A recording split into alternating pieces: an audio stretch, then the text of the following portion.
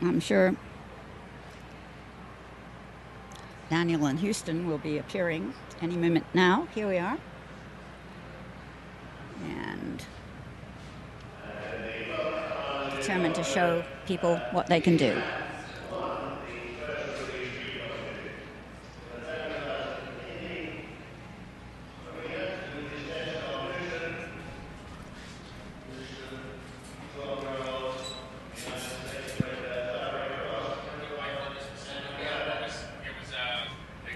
Quite a lot of chestnuts this year. No, some years we seem to get a whole rash of the same color, and we've had a lot of chestnuts so far. Some years we get a lot of grays, but this year we're certainly seeing the chestnuts, all the redheads out there.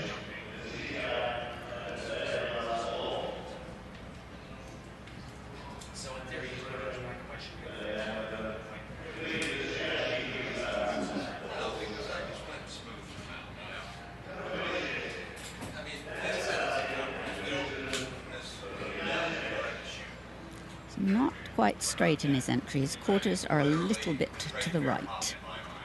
I can see that very well because I'm sitting right behind them, but the judge at C could see that. The other two won't see that as much. It's not much, but it's just not quite straight. You know, a couple of inches here or there, which just makes you lose some of your power. Into the medium. And again, not tremendously developed yet. Doesn't stay off the ground very long, does he? He just runs.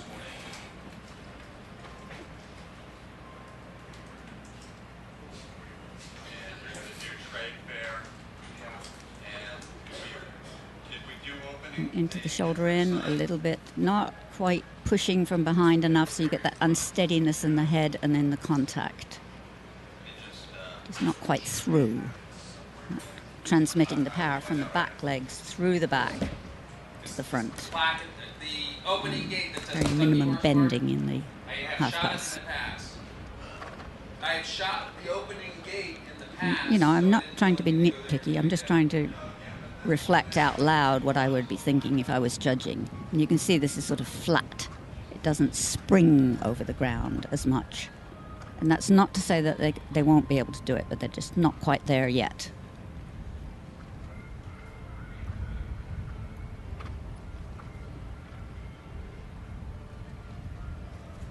And here again, there's very little bending going on in the shoulder in. And you can just see that unsteadiness. It's not that he's lame. He's just, look, the whole rhythm just loses a bit. He gets a bit uneven in the steps. It's not a lameness thing, it's a connection thing, a throughness.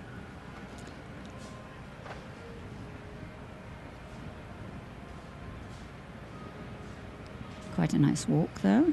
Let's make sure he's relaxed enough to march on across here. Very good. See, letting him stretch out the head and neck. And that's very important. And you can see how relaxed he is. Good look at his tail. It's just totally relaxed.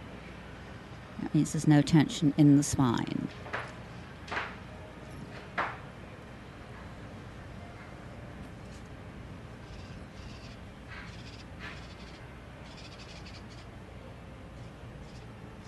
Yeah, the dreaded rein back. Yeah, see, he's hollowed, he's shoved his nose up, he drops his back, and just too much resistance.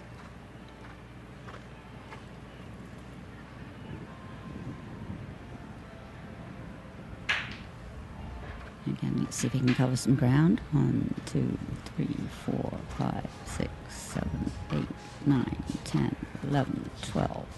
And the change, he didn't sort of finish the diagonal and do the change in quite the right place. He got it accomplished, though.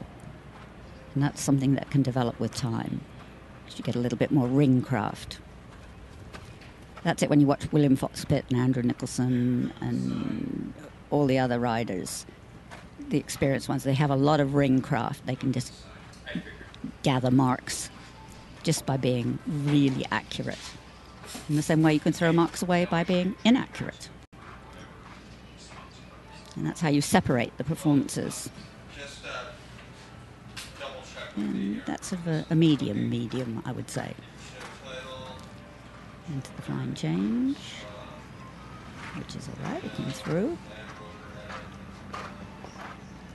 Ideally, you shouldn't have to move the head and neck. You shouldn't have to use the reins in the flying change. You should just do it with your legs, because the horse should be straight. Whoops, and then he did one there, and that was the horse's idea, right? Remember I said it's very difficult when you first start teaching the changes, because the horses say, now? Shall I do it now, Dad? Shall I do it now? So he offered one there where it wasn't meant to be. That one was good. It was a much better one. But those things just come back to haunt you a little bit.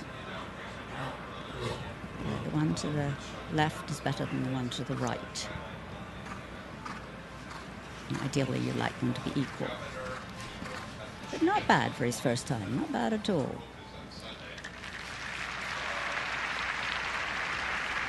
It's just those little mistakes, get quite costly. Anyway, I think he is the last one. We have a break now for 30 minutes, and then we have another Canadian coming up. So, we want to thank all the sponsors. Rolex, who's been such a sponsor for so long that the event is known as the Rolex. Land Rover, who've lent us all these lovely cars. Did you see the Land Rover in the middle of the lake? I'm dying to know how it got out there. I think it's on a little pontoon bridge or something. But there is a Land Rover in the middle of the pond behind the tent over there, and I think you should go see it. I thought it was very clever of them to put it out there in the water. And of course, HSBC and Bridgestone are the other sponsors make this all possible for us to enjoy